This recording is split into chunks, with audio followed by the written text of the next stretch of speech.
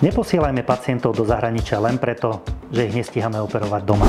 Možno ste už zachytili, že štát začal od začiatku roka merať čakacie doby na plánované operácie.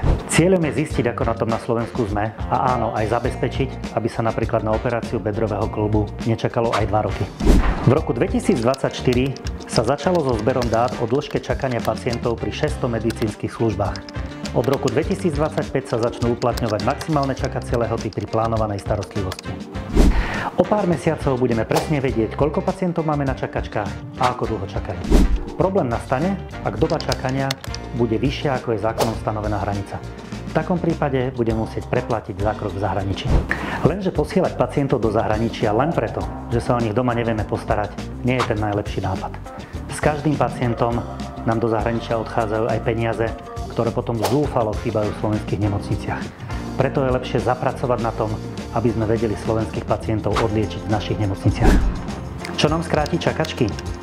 Viac zdravotného personálu, nové operačné sály a lepší manažment pacienta.